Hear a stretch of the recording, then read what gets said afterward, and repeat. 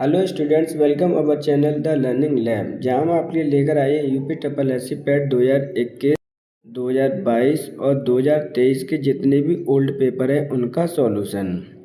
क्योंकि यहाँ पर जो सॉल्यूशन लाया गया है वो आपका शिफ्ट वाइज सॉल्यूशन लेकर आया गया है। जितने भी आपकी 1 से लेकर 4 शिफ्टें आपकी 2021 में हुई थी, 2022 में भी 4 शिफ्टें हुई हैं और 2023 में भी आपकी 4 शिफ्टें हुई हैं।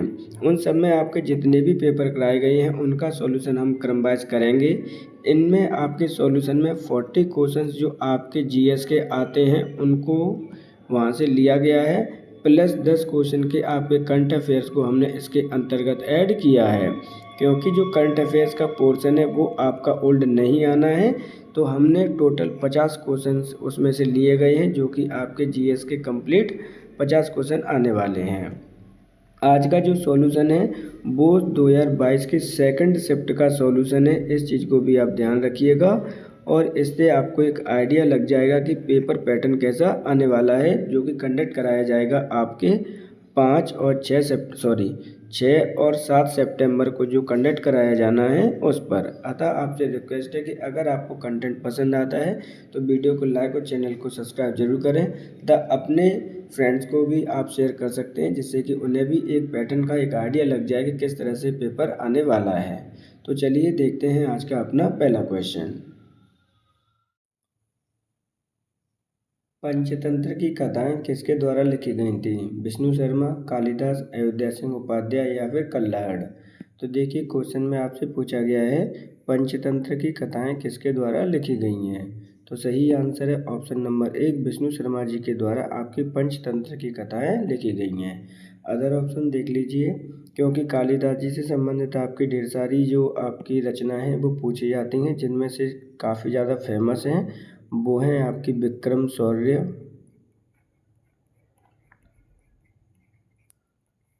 दूसरी जो इनकी काफ़ी ज़्यादा फेमस है, काफ़ी बार अभी आ चुकी है, अभिज्ञान शकुंतलम। ये कई बार आपकी पूछी जा चुकी है, ध्यान रखिएगा। नेक्स्ट है आपकी रघुवंशम। इन 3 को लर्न कर लीजिए, क्योंकि इनके ये 3 में से ही क्वेश्चंस पूछे जाते हैं। अयोध्या सिंह उपाध्याय के द्वारा पुस्तक लिखी गई है आपकी पारिजात, इनको भी आपको लर्न करना है। और कल्लड़ के द्वारा पुस्तक लिखी गई है आपकी राज तरंगिणी, जिसके अंतर्गत ये बताया गया है कि आपकी कश्मीर में कौन से शासक रहे हैं या कश्मीर का इतिहास बताया गया है। सही आंसर है ऑप्शन नंबर आपका 1, विष्णु शर्मा जी के द्वारा पंचतंत्र की कथाएं लिखी गई हैं। गौतम बुद्ध ने सारनाथ में अपना पहला उपदेश दिया था। सारनाथ किस राज्य में स्थित है? मध्य प्रदेश, बिहार, उत्तर प्रदेश या फिर राजस्थान। तो देखिए यहाँ पे क्या बात की जा रही है, भगवान गौतम बुद्ध के द्वारा सारनाथ में अपना पहला उपदेश दिया गया था और ये किस राज्य में स्थित है? सही आंसर है ऑप्शन नंबर 3, ये उत्तर प्रदेश राज्य में स्थित है। उत्तर प्रदेश के किस जिले के पास स्थित है? तो ये आपके मात्र वाराणसी से 10 किलोमीटर दूरी पर स्थित है। बात करते हैं आपके सारनाथ के पहले उपदेश के बारे में। तो भगवान बुद्ध ने आपके पहला उपदेश 5 शिष्यों को दिया था और ये घटना क्या कहलाती है? तो ये घटना कहलाती है आपकी धर्मचक्र परिवर्तन। क्या कहलाती है? धर्मचक्र परिवर्तन। इस चीज़ को भी आपको याद रखना है। सही आंसर होगा ऑप्शन नंबर 3, उत्तर प्रदेश में ये स्थित है। निम्नलिखित में से किस शासक के दरबारी कवि हर्षसेन थे? चंद्रगुप्त मौर्य, समुद्रगुप्त मौर्य, हर्षवर्धन या फिर चंद्रगुप्त प्रथम। तो देखिए यहाँ पर आपसे बात की जा रही है निम्नलिखित में से एक दरबारी कवि किस शासक के हरिसेन थे? तो सही आंसर होगा ऑप्शन नंबर आपका 2, समुद्रगुप्त आपके दरबारी कवि थे। यहाँ पे किसके? हरिसेन समुद्रगुप्त के आपके दरबारी कवि थे। इस चीज़ को भी आप याद रखेंगे। बात करते हैं अदर ऑप्शंस की, तो जिसमें आपके चंद्रगुप्त मौर्य का दरबारी कवि कौन था? तो उस समय के काफ़ी ज़्यादा फेमस थे आपके चाणक्य। इसी प्रकार से चंद्रगुप्त प्रथम के कौन थे आपके? तो उनके थे आपके कालिदास। इनको भी आपको याद करना है, ध्यान रखिएगा। तो सही आंसर होगा ऑप्शन नंबर आपका 2। जजिया फिर से लगाने वाले मुगल शासक का नाम बताइए। अकबर, शाहजहां, जहांगीर या फिर औरंगजेब।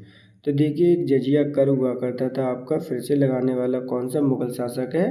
तो सही आंसर होगा ऑप्शन नंबर आपका 4 औरंगजेब। औरंगजेब ने जजिया कर फिर से लगा दिया था। ये हिंदुओं पर लगने वाला टैक्स था। किस पर लगने वाला टैक्स था? हिंदुओं पर लगने वाला टैक्स था। इस चीज़ को भी आप याद रखेंगे। इसे किसने बंद कर दिया था? तो अकबर ने तो बंद कर दिया था, लेकिन औरंगजेब ने इसे फिर से स्टार्ट कर दिया। सही आंसर है ऑप्शन नंबर 4 औरंगजेब। निम्नलिखित में से कौन सा अंग्रेजों द्वारा शुरू किए गए सबसे महत्वपूर्ण योगदानों में से एक माना जाता है? डाकघर, रेलवे, पुलिस या इनमें से कोई नहीं।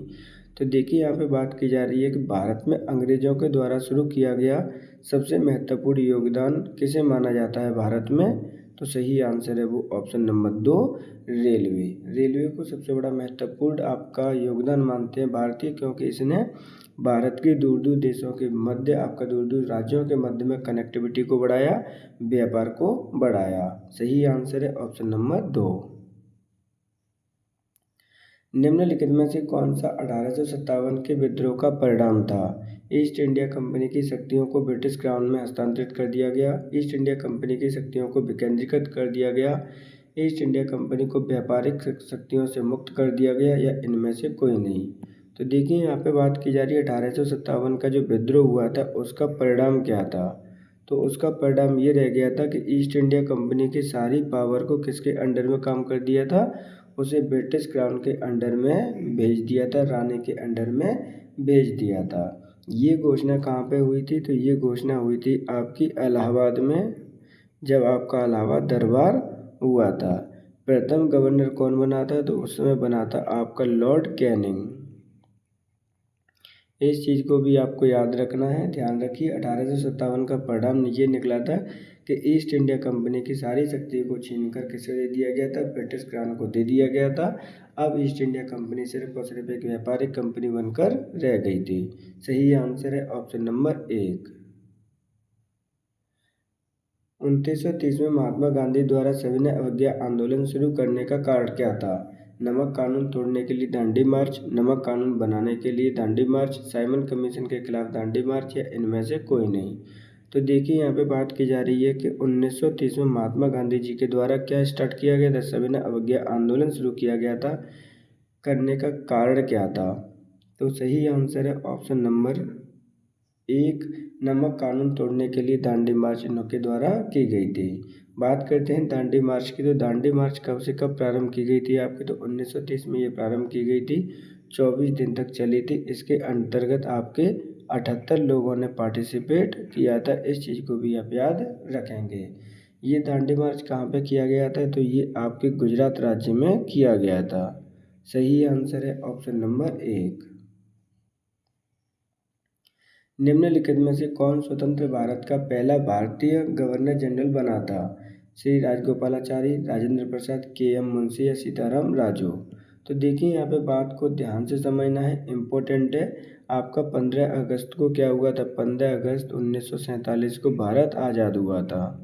इस चीज़ को याद रखेंगे। लेकिन क्या भारत आपके 1947 में कोई भारतीय गवर्नर जनरल बना था भारत का? तो यहीं आपका क्वेश्चन गलत हो जाएगा, ध्यान रखिएगा। भारत तो आज़ाद हो गया था 15 अगस्त 1947 को, लेकिन क्वेश्चन में पूछा जा रहा है स्वतंत्र भारत का पहला भारतीय गवर्नर जनरल कौन बना था? तो सही आंसर है ऑप्शन नंबर 1 श्री राजगोपालाचारी। लेकिन 15 अगस्त 1947 को गवर्नर जनरल कौन बना था? तो वो बना था आपका लॉर्ड माउंटबेटन। इस चीज़ को भी आपको याद रखना है। सही आंसर है ऑप्शन नंबर 1, क्योंकि ये क्वेश्चन में पूछा गया था भारतीय कौन बना था। निम्नलिखित में से किस अधिनियम द्वारा बर्मा को भारत से अलग कर दिया गया? भारत सरकार अधिनियम 1935, भारत सरकार अधिनियम 1909, भारत सरकार अधिनियम 1919, या इनमें से कोई नहीं। तो देखिए इसमें बात की जा रही है निम्नलिखित में से किस अधिनियम के द्वारा बर्मा को भारत से अलग कर दिया गया? सही आंसर है ऑप्शन नंबर आपका 1 भारत सरकार अधिनियम 1935 के तहत भारत से बर्मा को अलग कर दिया गया। अब बर्मा की बात करते हैं तो आधुनिक नाम क्या है इसका? तो इसको हम म्यांमार के नाम से भी जानते हैं, ध्यान रखिएगा। म्यांमार को कब अलग कर दिया गया या बर्मा को अलग कब कर दिया गया भारत से, तो वो है भारत सरकार अधिनियम 1935। अब बात कर लेते हैं कि भारत और म्यांमार की सीमा पर लगने वाले राज्यों की संख्या कितनी है। तो देखिए मैं ऊपर से बता रहा हूँ आपको, यानी नॉर्थ से साउथ की तरफ चलेंगे अपन। तो एक तो लगता है आपका अरुणाचल प्रदेश की सीमा लगती है, दूसरी आपकी नागालैंड की लगती है, मणिपुर की लगती है आपकी, और लगती है मिजोरम की। तो इस तरह से आपके 4 स्टेट्स की सीमा लगती है बर्मा से। सही आंसर होगा ऑप्शन नंबर 1। भारत को ब्रिटिश नियंत्रण से मुक्त कराने के लिए भारतीय राष्ट्रीय सेवा का गठन किसने किया था। चंद्रशेखर आज़ाद, भगत सिंह, सुभाष चंद्र बोस या खुदीराम बोस। तो देखिए यहाँ पे बात किसकी की जा रही है, निम्नलिखित में से राष्ट्रीय सेवा यानी भारतीय राष्ट्रीय सेवा का गठन किसके द्वारा किया गया था। क्वेश्चन में आपसे पूछा गया है किसको, ब्रिटिश नियंत्रण से मुक्त कराने के लिए। तो सही आंसर क्या होगा बताइए जरा। सही आंसर होगा ऑप्शन नंबर आपका 2, भगत सिंह के द्वारा आपकी भारतीय राष्ट्रीय सेवा का गठन किया गया था। निम्नलिखित में से कौन पृथ्वी का सबसे बड़ा अंतःस्थलीय जल निकाय है। कैस्पियन सागर, काला सागर, विक्टोरिया झील या इनमें से कोई नहीं। तो देखिए यहाँ पे क्या पूछा जा रहा है कि पृथ्वी का सबसे बड़ा अंतःस्थलीय जल निकाय। अब अंतःस्थलीय क्या होता है वो समझ लीजिए। ऐसा जल निकाय जिसकी कोई भी सीमा आपके किसी भी समुद्र से नहीं मिलती है, ऐसे निकाय जिसके चारों तरफ पृथ्वी है, उस निकाय को हम अंतःस्थलीय जल निकाय कहते हैं। तो सबसे बड़ा है भारत मतलब ऑल ओवर वर्ल्ड का, वो है आपका कैस्पियन सागर। सही आंसर होगा ऑप्शन नंबर 1। सामान्य वर्षा से अचानक वृद्धि हो जाती है और कई दिनों तक लगातार जारी रहती है, इस मानसून को क्या कहा जाता है। प्रस्फोट, विस्फोट, बादल का दहनना या फिर इनमें से कोई नहीं। तो देखिए यहाँ पे क्या है कि सामान्य बारिश से अचानक बारिश में वृद्धि हो जाती है और कई दिनों तक लगातार होती रहती है, ऐसे मानसून को क्या कहा जाता है। सही आंसर है ऑप्शन नंबर आपका 1, प्रविस्फोटक यानी बादल का फटना कहा जाता है। अक्सर करके आपके उत्तराखंड की तरफ इसी तरह की घटना घटती हैं और उसके बाद में आपकी क्या जाती है, बाढ़ वगैरह आ जाती है। सही आंसर होगा ऑप्शन नंबर 1। GMT का पूर्ण रूप क्या है। Green mean time, Greenwich mean time, Greenwich means time या नन ऑफ दीज। तो देखिए आपका GMT की बात की जा रही है, जिससे कि आपके सभी समय रेखाओं की या समय की गणना की जाती है। सही आंसर होगा ऑप्शन नंबर आपका 2, ग्रीनविच मीन टाइम।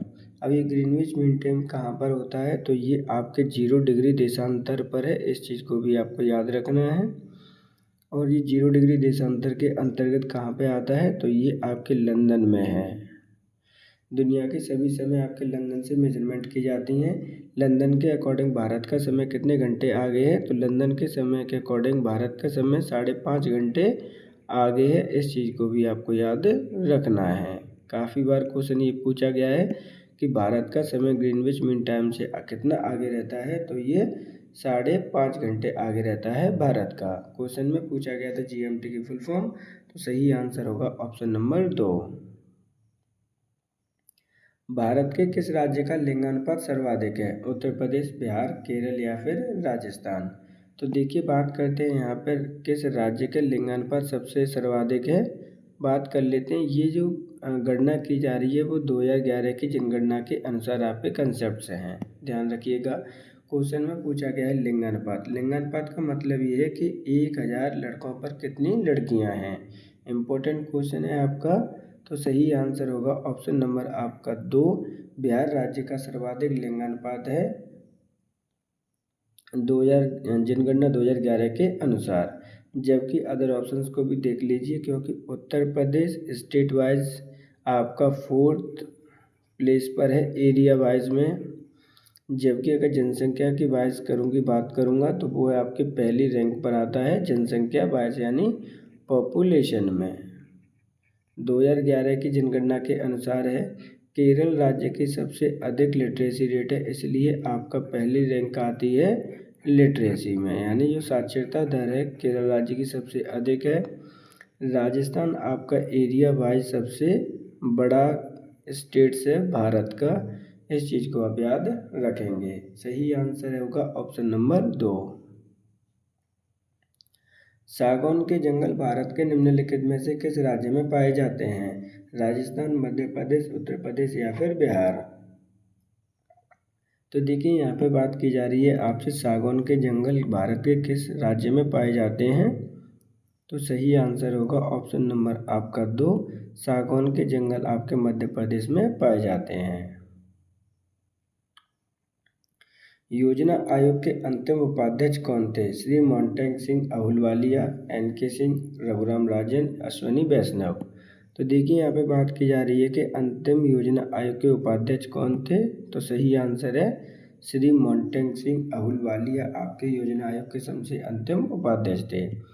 बात करते हैं योजना आयोग की। तो योजना आयोग की स्थापना कब की गई थी? तो इसकी स्थापना हुई थी आपके 1951 में, लेकिन इसकी जगह पर अब रिप्लेस करके क्या लेके आ गए हैं? 2015 में आपका लेकर आ गए हैं नीति आयोग। इस चीज़ को भी आपको याद रखना है। नीति आयोग का अध्यक्ष कौन होता है? तो प्रधानमंत्री ही नीति आयोग का अध्यक्ष होता है, जबकि योजना आयोग का अध्यक्ष भी आपका प्रधानमंत्री ही था। क्वेश्चन में पूछा गया था किसके अंतिम उपाध्यक्ष कौन थे 2015 में। तो सही आंसर है श्री मोंटेक सिंह अहलूवालिया। निम्नलिखित में से कौन सा क्षेत्र भारत का सबसे बड़ा नियोक्ता है? तृतीयक, द्वितीयक या फिर प्राथमिक, या इनमें से कोई नहीं। तो देखिए भारत का सबसे बड़ा नियोक्ता कौन सा क्षेत्र है? सही आंसर है ऑप्शन नंबर आपका 3, प्राथमिक क्षेत्र भारत का सबसे बड़ा नियोक्ता क्षेत्र है। बात करते हैं, देखिए अलग अलग एक्टिविटी दे रखी हैं प्राइमरी, सेकेंडरी और टर्सरी में कौन कौन सी किस्में आती हैं। तो प्राथमिक क्षेत्र में वे सभी एक्टिविटी आती हैं जो कि आपके नेचुरल यानी एग्रीकल्चर से रिलेटेड होती हैं, और यहाँ से आपको प्राप्त होता है रॉ मटेरियल। तो जितनी भी आपकी रॉ मटेरियल वाली एक्टिविटी होंगी वो सभी किससे बिलोंग करती हैं? प्राथमिक क्षेत्र से। जबकि द्वितीयक क्षेत्र से कौन सी बिलोंग करती हैं? तो जितनी भी आपकी मैन्युफैक्चरिंग वाली एक्टिविटी होती हैं वो सभी बिलोंग करती हैं आपके निर्माण वाली, मैन्युफैक्चरिंग करने वाले द्वितीयक यानी सेकेंडरी क्षेत्र से। जबकि थर्ड वाले में करती हैं जितनी भी आपकी सर्विसेज प्रोवाइड कराई जा रही हैं या सर्विस प्रोड्यूस कर रही हैं। सही आंसर है ऑप्शन नंबर आपका 1, प्राथमिक क्षेत्र। निम्नलिखित में से किस राज्य को हरित क्रांति के लिए भारत में आरंभ स्थल के रूप में चुना गया था? मध्य प्रदेश, बिहार, राजस्थान या फिर पंजाब। तो देखिए यहाँ पे बात की जा रही है किस राज्य को हरित क्रांति के लिए आरंभ स्थल में चुना गया था। सही आंसर है ऑप्शन नंबर आपका 4, पंजाब राज्य। अब बात करते हैं हरित क्रांति की। तो हरित क्रांति की शुरुआत भारत में कब हुई थी? तो 1966-67 में आपकी शुरुआत हुई थी। कौन कौन से राज्यों को चुना गया था? तो उनमें से आपका एक है हरियाणा, दूसरा है आपका पंजाब, और तीसरे क्षेत्र के रूप में जो चुना गया था वो चुना गया था आपका वेस्ट उत्तर प्रदेश। ये 3 राज्यों को चुना गया था हरित क्रांति के लिए। स्टार्टिंग में प्रारंभ की गई हरित क्रांति 1966 और 67 में। सही आंसर होगा ऑप्शन नंबर 4। 1969 में कितनी प्रमुख निजी बैंकों का राष्ट्रीयकरण किया गया था? 10, 12, 16 या इनमें से कोई नहीं। तो देखिए भारत में जब निजीकरण की निजी बैंकों को राष्ट्रीयकरण किया गया था, 2 बार किया गया है। उनमें से 1969 में कितनी प्रमुख कंपनियों को या फिर बैंकों को किया गया? तो सही आंसर है ऑप्शन नंबर आपका 4, इनमें से कोई नहीं। क्योंकि प्रथम आपके 14 निजी बैंकों को राष्ट्रीयकरण किया गया था। कब किया गया? 1969 में, और जबकि बाद में 6 और बैंकों को किया गया था 1980 में। दोनों ही याद रखिएगा, इम्पोर्टेंट क्वेश्चन है, कई बार आपका यहाँ पे पूछा गया है। सही आंसर है ऑप्शन नंबर 4, इनमें से कोई नहीं। 1991 के आर्थिक सुधारों के बाद कौन से उद्योग विशेष रूप से सार्वजनिक क्षेत्र के लिए आरक्षित थे? परमाणु ऊर्जा उत्पादन, बीमा, कृषि या इनमें से कोई नहीं। तो देखिए यहाँ पे बात की जा रही है 1951 के आर्थिक सुधारों के बाद उद्योग विशेष को सार्वजनिक क्षेत्र के लिए आरक्षित किया गया था, यानी इस क्षेत्र को सिर्फ और सिर्फ गवर्नमेंट का ही अधिकार होगा, प्राइवेट सेक्टर को इसके अंतर्गत इन्वॉल्व नहीं किया जाएगा 1951 की नीति के अकॉर्डिंग। तो सही आंसर है ऑप्शन नंबर आपका 1, परमाणु ऊर्जा उत्पादन का क्षेत्र आपका हमेशा के लिए गवर्नमेंट ही रहेगा, ये ऐसा प्रावधान किया गया था। सही आंसर है ऑप्शन नंबर 1। निम्नलिखित में से कौन सा अनुच्छेद अल्पसंख्यकों के हितों के संरक्षण के लिए है? अनुच्छेद 18, अनुच्छेद 32, अनुच्छेद 21, अनुच्छेद 29। तो देखिए यहाँ पे बात की जा रही है कौन सा अनुच्छेद अल्पसंख्यकों के हितों के संरक्षण के लिए है। तो सही आंसर है ऑप्शन नंबर 4, अनुच्छेद नंबर 29। अदर ऑप्शंस भी देख लीजिए। अनुच्छेद नंबर 18 कहता है कि जो आपकी उपाधियाँ दे रखी हैं, जो आप लगाते हैं, उनका अंत अब कोई अपनी उपाधि वगैरह नहीं लगाएगा। अनुच्छेद 32 कहता है उपचार के संवैधानिक उपचार का अधिकार, यानी उपचार का अधिकार है आपका कि अगर आपको कोई भी मौलिक अधिकार का हनन होता है तो आप डायरेक्ट सुप्रीम कोर्ट भी जा सकते हैं मौलिक अधिकारों के लिए। आपका 21 आपको स्वतंत्रताएं देता है, जिसमें कि सबसे ज़्यादा जो इम्पोर्टेंट है वो है शिक्षा का अधिकार देता है आपका 19A। इम्पोर्टेंट है, ध्यान रखिएगा, यहाँ से क्वेश्चन कई बार आपके पूछे गए हैं। सही आंसर है ऑप्शन नंबर 4। 42वें संविधान संशोधन के माध्यम से संविधान में कौन सा नया DPSP जोड़ा गया? समान न्याय और निःशुल्क विधिक सहायता, पंचायत का गठन, निःशुल्क शिक्षा या यूनियन सिविल कोड। तो देखिए 42वां संविधान संशोधन हुआ था, तो इसमें कौन सा नया DPSP जोड़ा गया? मतलब आपके directive principle of policy state policy जोड़ा गया था। कौन सा जोड़ा गया है? सही आंसर है ऑप्शन नंबर 1, समान न्याय और निःशुल्क विधिक सहायता आपकी जोड़ी गई 42वें संविधान संशोधन में। ये कब हुआ था? तो ये संविधान संशोधन हुआ है आपके 1976 में। जबकि पंचायतों का गठन आर्टिकल नंबर 40 में ऑलरेडी प्रावधान किया गया था। इसी तरह से निःशुल्क शिक्षा का अधिकार आपका मौलिक अधिकार है, जिसका प्रावधान आर्टिकल नंबर 21A में दे रखा है। यूनियन सिविल कोड का भी दे रखा है आर्टिकल नंबर 44 में। सही आंसर है इस प्रकार ऑप्शन नंबर 1। निम्नलिखित में से कौन सा मौलिक कर्तव्य है? देखिए यहाँ पे क्या बात की जा रही है। बात की जा रही है कि मौलिक कर्तव्य की राष्ट्रीय इमारत का सम्मान करना, राष्ट्रीय ध्वज का सम्मान करना, देश के राष्ट्रीय गान का सम्मान करना या उपरोक्त सभी। तो सही आंसर होगा ऑप्शन नंबर 4, उपरोक्त सभी मौलिक कर्तव्य हैं आपके। बात करते हैं मौलिक कर्तव्यों की शुरुआत कब की गई थी, कब इन्हें जोड़ा गया? तो मौलिक कर्तव्यों को आपके 42वें संविधान संशोधन 1976 में जोड़ा गया था, पहली कंडीशन। दूसरी, जब ये जोड़े गए थे तो उस समय इनकी संख्या 10 थी, लेकिन वर्तमान में इनकी संख्या कितनी हो गई है? 11 हो गई है। समिति का नाम अक्सर करके पूछा जाता है कि समिति की अनुशंसा पर जोड़े गए थे, तो स्वर्ण सिंह समिति की अमीक्षा पर।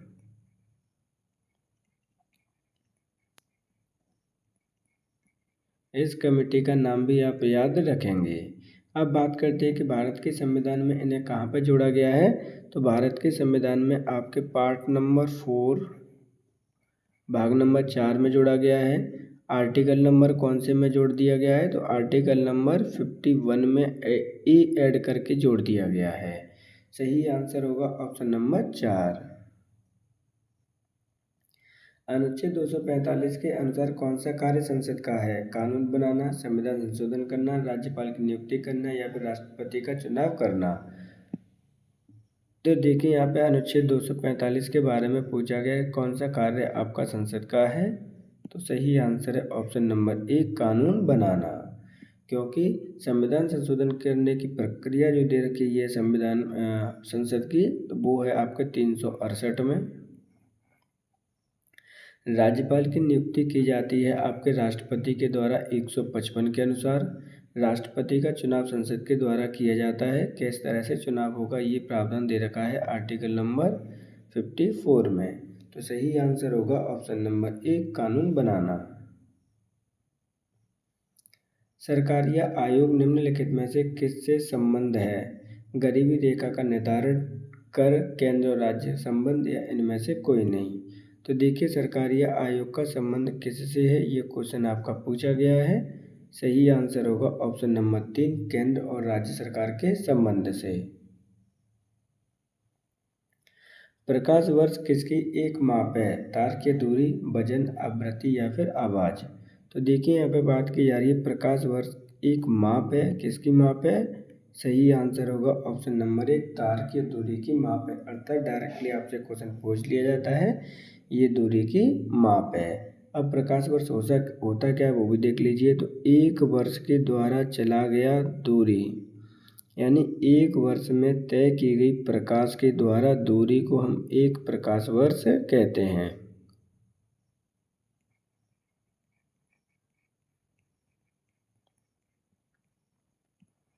एक एक पॉइंट इम्पोर्टेंट है, ध्यान रखिएगा। जबकि वजन की यूनिट क्या होती है? तो किलोग्राम में है आपकी। आवृत्ति की यूनिट आपकी हर्ट्ज है और आवाज़ की यूनिट आपकी डेसिबल है। तो इस प्रकार सही आंसर हो जाएगा ऑप्शन नंबर 1, तारकीय दूरी। सभी अम्लों में समान तत्व है, हाइड्रोजन, ऑक्साइड, नाइट्रोजन या फिर कार्बन। तो देखिए यहाँ पे क्या बोला गया है आपसे कि सभी अम्लों का समान तत्व क्या है आपका? तो सही आंसर होगा ऑप्शन नंबर 1, हाइड्रोजन। हाइड्रोजन का आपका H+ जो आयन होता है सभी एसिड में पाया जाता है। जैसे देख लीजिए एग्जाम्पल, HCl है आपका। जब आप इसे ब्रेक करते हैं तो H+ आयन और Cl नेगेटिव आयन आपका बनता है। तो वहाँ पर H+ आयन की उपस्थिति होती है सभी अम्लों में। सही आंसर है ऑप्शन नंबर 1। नॉन स्टिक खाना पकाने के लिए बर्तन से लेपित होते हैं, टेफ्लॉन, नायलॉन, ब्राइन या इनमें से कोई नहीं।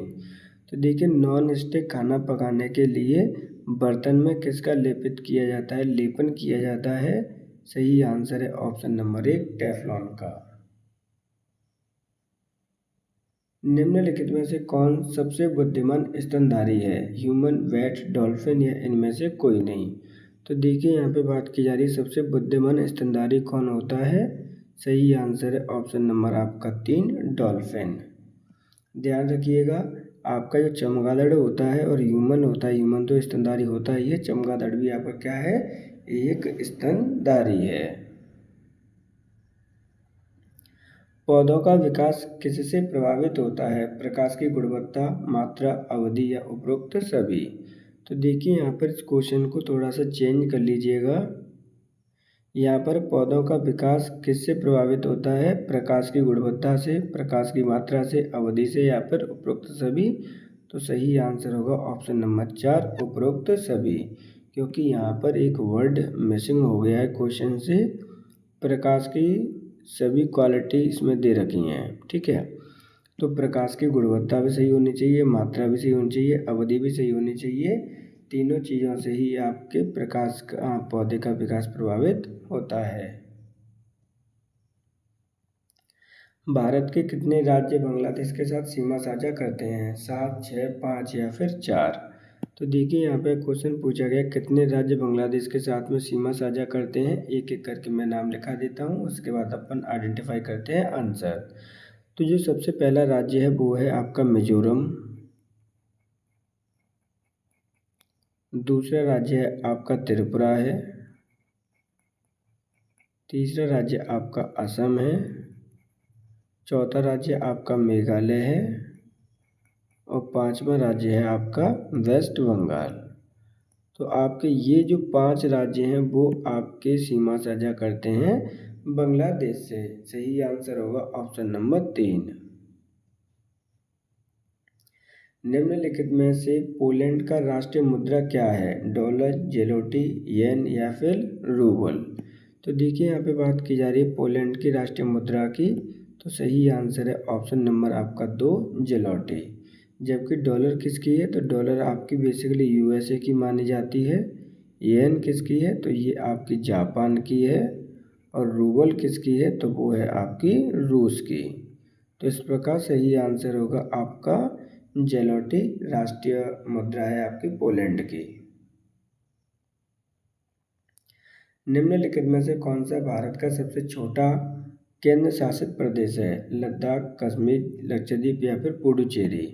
तो देखिए भारत का सबसे छोटा आपका केंद्र शासित प्रदेश पूछा गया है। सही आंसर होगा ऑप्शन नंबर आपका 3 लक्षद्वीप। क्योंकि लक्षद्वीप मात्र कितने किलोमीटर में फैला हुआ है? तो मात्र ये 32 किलोमीटर में ये फैला हुआ है। ओनली इसका यही आपका एरिया है, अलग अलग टापू हैं इसके। राजधानी क्या है? तो राजधानी है इसकी कवरत्ती। बात करते हैं भारत में कितने आपके केंद्र शासित प्रदेश हैं। तो भारत में टोटल 8 केंद्र शासित प्रदेश हैं, जबकि आपके 28 स्टेट हैं, जिनमें से आपके लद्दाख, कश्मीर, लक्षद्वीप और पुडुचेरी 4 ये दे रखे हैं। 5वां आपका अंडमान एंड निकोबार है।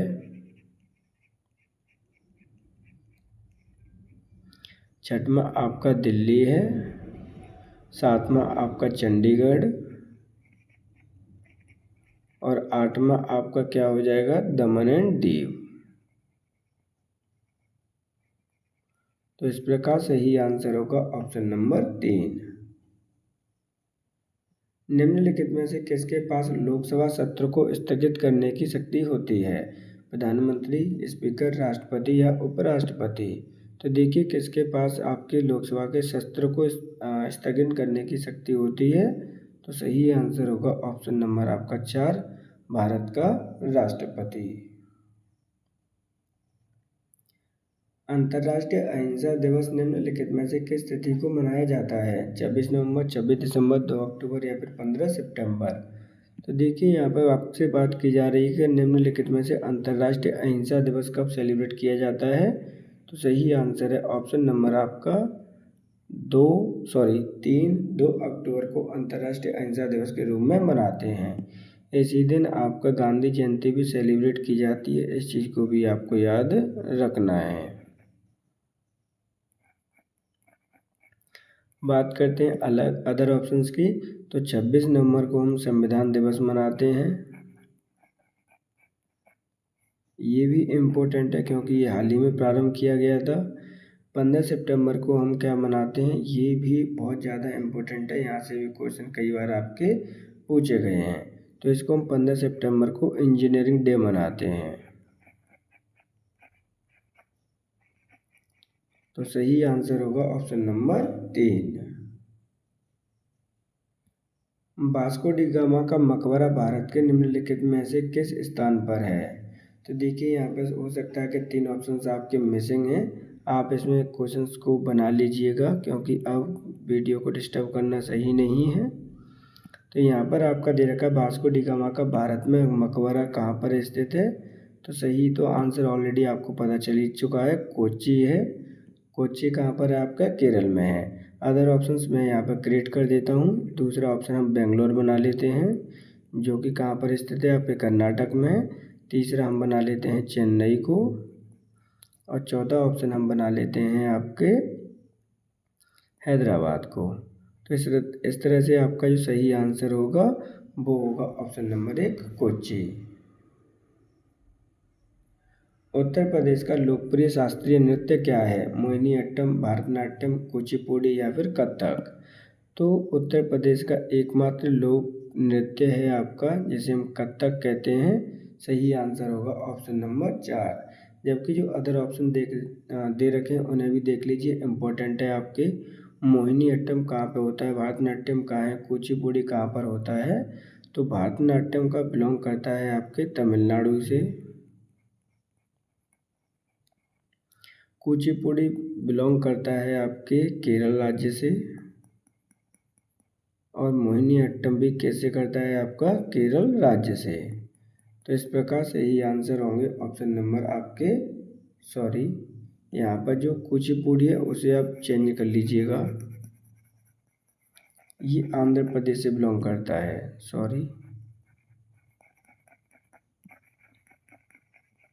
क्योंकि जो केरल से करता है वो आपका मोहिनीअट्टम है और दूसरा है आपका कथकली। क्वेश्चन में पूछा गया था यहाँ पर ऑप्शन नंबर 4 होगा कथक। थॉमस कप का निम्नलिखित में से किस खेल से संबंधित है? फुटबॉल, बैडमिंटन, क्रिकेट या फिर टेनिस? तो देखिए यहाँ पे बात की जा रही है थॉमस कप की कि निम्नलिखित में से किस खेल से संबंधित है? सही आंसर है ऑप्शन नंबर आपका 2, इसका संबंध बैडमिंटन से है। इस चीज़ को आप याद रखेंगे। जबकि अदर देख लीजिए, जो आपकी फुटबॉल है उसका संबंध फीफा से होता है। क्रिकेट का संबंध आपके आईसीसी ट्रॉफीज होती हैं उनसे संबंध होता है। टेनिस का जो संबंध है वो ग्रैंड स्लैम से है। तो इन चीज़ों को भी आप शब्दों को याद रखेंगे, कौन सा शब्द कहाँ पर इस्तेमाल हो रहा है। सही आंसर है ऑप्शन नंबर यहाँ पर 2, बैडमिंटन।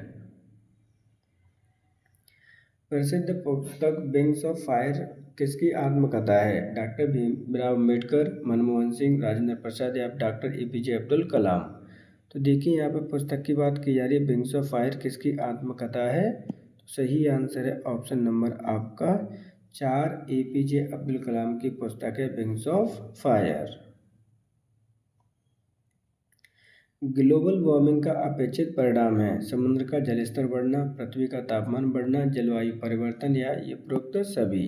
तो सही आंसर होगा ऑप्शन नंबर 4, उपरोक्त सभी आपके ग्लोबल वार्मिंग का परिणाम है, जिसमें जलस्तर बढ़ना, पृथ्वी का तापमान बढ़ना और जलवायु परिवर्तन।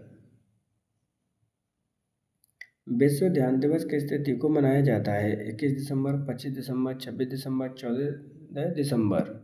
तो यहाँ पे बात की जा रही है विश्व ध्यान दिवस की कब मनाया जाता है, किस तिथि को सेलिब्रेट किया जाता है? सही आंसर होगा ऑप्शन नंबर 1, 21 दिसंबर को। अंतर्राष्ट्रीय पत्रिका टाइम द्वारा 2024 के लिए time person of the year किसे चुना गया है? Donald Trump, Narendra Modi, Vladimir Putin या इनमें से कोई नहीं? तो देखिए यहाँ पे अंतर्राष्ट्रीय पत्रिका है जिसका नाम है टाइम मैगजीन, और टाइम मैगजीन के द्वारा पर्सन ऑफ द ईयर 2024 किसे चुना गया है? तो सही आंसर है ऑप्शन नंबर आपका 1, डोनाल्ड ट्रंप को। अब बात करते हैं ट्रंप कहाँ से बिलोंग करते हैं। तो ये आपके प्रेसिडेंट है, कहाँ के प्रेसिडेंट है? तो ये यूएसए के प्रेसिडेंट है। कौन से टाइम आपके प्रेसिडेंट बने हैं? तो ये सेकंड टाइम बने हैं। और कौन से नंबर के बने हैं? तो 47वें नंबर के आपके प्रेसिडेंट हैं यूएसए के। सही आंसर है ऑप्शन नंबर आपका 1, डोनाल्ड ट्रंप। विश्व लोकतंत्र सूचकांक 2024 के अंतर्गत प्रथम स्थान किस देश ने प्राप्त किया है? नॉर्वे, स्वीडन, भारत या फिर अफगानिस्तान? सही आंसर होगा ऑप्शन नंबर 1, नॉर्वे। नॉर्वे को आपका विश्व लोकतंत्र सूचकांक 2024 में प्रथम स्थान प्राप्त हुआ है। अब बात करते हैं आपके विश्व लोकतंत्र सूचकांक किसके द्वारा पारित किया जाता है या किसके द्वारा प्रकाशित किया जाता है?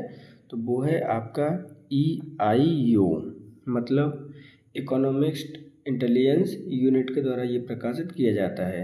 नॉर्वे की खासियत क्या है कि ये पिछले लगातार 16 वर्ष से प्रथम स्थान पर आपका कायम है। ये इसकी स्पेशलिटी है, ध्यान रखिएगा। बात करते हैं सर इसमें भारत की रैंक कौन सी आई है, क्योंकि भारत की रैंक क्या है क्वेश्चन में अक्सर करके पूछ लिए जाते हैं, इम्पोर्टेंट क्वेश्चन है यहाँ के। अब बात कर लेते हैं कि सबसे लास्टवा नंबर कौन है। तो ऑलरेडी आप जानते ही हैं कि नॉर्थ कोरिया है जो उसका सबसे लास्ट स्थान है। सही आंसर है ऑप्शन नंबर यहाँ पर 1, नॉर्वे। गोल्ड कार्ड योजना किस देश से संबंधित है? संयुक्त राज्य अमेरिका, रूस, इजराइल या फिर ईरान? तो देखिए यहाँ पर क्या बात की जा रही है, यहाँ पर बात की जा रही है गोल्ड कार्ड योजना के बारे में। ये किस देश की योजनाएं हैं? तो सही आंसर है ऑप्शन नंबर 1, संयुक्त राज्य अमेरिका की गोल्ड कार्ड योजनाएं हैं। इसे हम EB-5 योजना भी कहते हैं। क्या नाम है इसका? EB-5। अब इसके अंतर्गत क्या किया गया है वो भी समझ लीजिए। जब से आपके राष्ट्रपति डोनाल्ड ट्रंप बनकर आए हैं, उन्होंने अमेरिका की नागरिकता प्राप्त कराने के लिए, यानी जो इन्वेस्टमेंट लोग करते हैं नागरिकता प्राप्त करने के लिए अमेरिका की, वहाँ पर उस राशि में क्या करी है उन्होंने बढ़ोतरी कर दी है। अब मिनिमम आपको कितनी राशि वहाँ पे इन्वेस्टमेंट करनी पड़ेगी अगर नागरिकता प्राप्त करनी है तो आपको करनी पड़ेगी $5 मिलियन। अगर मैं भारत की बात करूं तो 43 करोड़ रुपए आपको इन्वेस्टमेंट करने पड़ेंगे अमेरिका में, तब जाकर आपको वहाँ की नागरिकता मिलेगी। सही आंसर है ऑप्शन नंबर 1 संयुक्त राज्य America. Grand cross of the order of the अमेरिकस 3 किस देश का सर्वोच्च नागरिक सम्मान है? साइप्रस, क्रोएशिया, पराग्वे या फिर अंगोला। तो देखिए grand cross of the order of the अमेरिकस 3 किस देश का सर्वोच्च सम्मान पुरस्कार है? सही आंसर है ऑप्शन नंबर 1 साइप्रस का। अब साइप्रस के द्वारा इसे किसे प्रदान किया गया, ये मोस्ट इम्पोर्टेंट है। प्रधानमंत्री नरेंद्र मोदी जी को ये आपका पुरस्कार प्रदान किया गया है, इसलिए ये आपका इम्पोर्टेंट है। सही आंसर होगा ऑप्शन नंबर 1 साइप्रस। भारतीय सर्वोच्च न्यायालय का उद्घाटन कब हुआ था? 28 जनवरी 1950, 28 जनवरी 1951, 28 जनवरी 1952, 28 जनवरी 1953। तो देखिए बात की जा रही है भारतीय सर्वोच्च न्यायालय का उद्घाटन कब हुआ था। सही आंसर होगा ऑप्शन नंबर आपका 1 28 जनवरी 1950 को भारतीय सुप्रीम कोर्ट का या सर्वोच्च न्यायालय का उद्घाटन हुआ था। अब ये कहाँ पर स्थित है? तो ये आपके न्यू दिल्ली में स्थित है। टोटल जजेस की संख्या कितनी है वर्तमान में? तो टोटल जजेस की संख्या है आपकी 34। सही आंसर है ऑप्शन नंबर 1। प्रधानमंत्री जनजाति उन्नत ग्राम अभियान के अंतर्गत कितने ग्राम शामिल किए गए हैं? 62,000, 63,000, 64,000 या फिर 65,000। तो देखिए यहाँ पे क्या बात की जा रही है, यहाँ पर बात की जा रही है आपके प्रधानमंत्री जनजाति उन्नत ग्राम अभियान के अंतर्गत कितने गांव शामिल होंगे? तो सही आंसर है ऑप्शन नंबर आपका 2 63,000 आपके गांव इसके अंतर्गत शामिल किए जाएंगे। अब इसके अंतर्गत आपकी क्या क्या फैसिलिटी दी जाएगी, क्या क्या करने के लिए कहा गया, उद्देश्य क्या है? तो जितने भी आपके ट्राइबल्स हैं, जनजाति वाले लोग हैं, उनको गवर्नमेंट स्कीम्स के बारे में बताना, उनका लाभ देने के लिए प्रोत्साहित करना। उन्नत ग्राम बनाए जाएंगे। अब इस ग्राम के अकॉर्डिंग कितने लोगों को सहायता प्रदान की जाएगी? तो इनका जो टारगेट रखा गया है वो 5 करोड़ पर्सन्स रखे गए हैं। इस चीज़ को भी आप याद रखेंगे। सही आंसर है ऑप्शन नंबर आपका 2 63,000 गांव शामिल होंगे। एक राष्ट्र एक चुनाव की उच्च स्तरीय समिति का अध्यक्ष किसे नियुक्त किया गया है? डॉक्टर सुभाष कश्यप, संजय कोठारी, गुलाम नबी आज़ाद या फिर रामनाथ कोविंद। तो देखिए एक राष्ट्र एक चुनाव की उच्च स्तरीय समिति का अध्यक्ष किसे बनाया गया है? तो सही आंसर होगा ऑप्शन नंबर आपका 4 रामनाथ कोविंद जी को बनाया गया है। अब इसका गठन कब हुआ था इस समिति का? तो इसका समिति का गठन हुआ है आपका 2024 में, जिसका उद्देश्य देश की परिस्थितियों का निर्माण, देश की परिस्थितियों के बारे में पढ़ना और उस पर विचार करना। अध्यक्ष रामनाथ कोविंद। इसके अंतरिक्त कितने सदस्य हैं या मेंबर कितने बने गए थे इस समिति के? तो टोटल मेंबर हैं आपके 8। सही आंसर है ऑप्शन नंबर 4। 3 अक्टूबर 2024 को प्रधानमंत्री नरेंद्र मोदी जी की अध्यक्षता वाली केंद्रीय मंत्रिमंडल समिति ने कितनी भाषाओं को शास्त्रीय भाषा का दर्जा प्रदान करने की मंजूरी दी है? 5, 6, 7, 8। तो देखिए यहाँ पे क्या बात की जा रही है, यहाँ पर बात की जा रही है कि आपके मोदी जी ने कितनी भाषाओं को शास्त्रीय भाषा का दर्जा देने की अनुमति प्रदान की है? तो सही आंसर है ऑप्शन नंबर 1 5 भाषाओं को आपकी शास्त्रीय भाषा का दर्जा देने की मंजूरी प्रदान की है। कौन कौन सी भाषाओं को मंजूरी प्रदान की है? तो उनमें से एक आती है आपकी पाली, दूसरी है आपकी मराठी, तीसरी है आपकी बंगाली, चौथी है आपकी प्राकृत और 5वीं है आपकी ओडिया। इन 5 को ऐड किया गया है। अब टोटल कितनी शास्त्रीय भाषाएं हो गई हैं? तो टोटल हो गई हैं आपकी अब 11। सही आंसर है ऑप्शन नंबर 1। हरियाणा राज्य का मुख्यमंत्री किसे बनाया गया? नायब सिंह सैनी, भजनलाल शर्मा, मोहन यादव या फिर रेखा गुप्ता। तो देखिए यहाँ पे बात की जा रही है किसकी? हाल ही में आपके हरियाणा में चुनाव हुए थे, उसमें मुख्यमंत्री किसे बनाया गया? सही आंसर है ऑप्शन नंबर 1 नायब सिंह सैनी को मुख्यमंत्री बनाया गया। हरियाणा के ये लगातार सेकंड टाइम आपके मुख्यमंत्री बने हैं। किस पार्टी से बिलोंग करते हैं? तो ये आपके बीजेपी पार्टी से बिलोंग करते हैं। बात करते हैं भजनलाल शर्मा कहाँ के आपके मुख्यमंत्री हैं? तो ये आपके राजस्थान से हैं। मोहन यादव आपके मध्य प्रदेश से हैं, इस चीज़ को याद रखेंगे।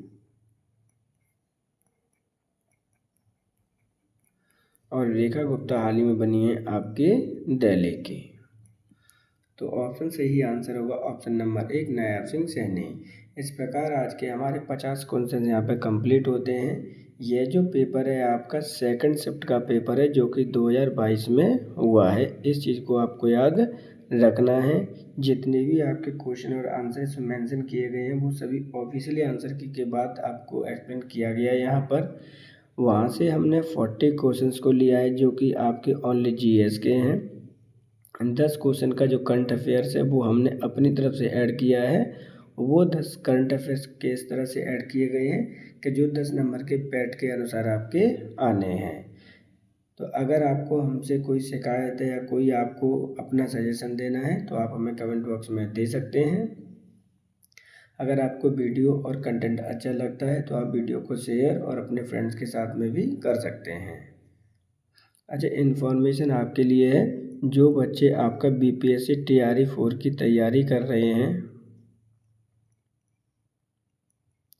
उसके लिए जैसे ही पैट का एग्ज़ाम स्टार्ट हो जाएगा हम प्रैक्टिस सेट पेपर उसका भी प्रारंभ करेंगे, क्योंकि ऑलरेडी डेट अनाउंस हो चुकी है। इसका जो पेपर है बहुत जल्द आने वाला है, दिसंबर में इसका पेपर है। आप ऑलरेडी ट्वीट वगैरह भी देख चुके हैं, सरकारी रिजल्ट पर आप जाकर देख सकते हैं। इसी तरह से आपके एस्टेट ऑलरेडी फॉर्म फिलिंग होना स्टार्ट हो जाएंगे आपके 8 सितंबर से। तो हम बिहार स्पेशल हो सकता है कि 1 या 2 दिन में आपकी स्टार्ट कर दें आपके लिए, क्योंकि इम्पोर्टेंट है, ध्यान रखिएगा। तो सही आंसर है ऑप्शन नंबर यहाँ पर 1 नायब सिंह सैनी। आज के लिए इतना ही, धन्यवाद।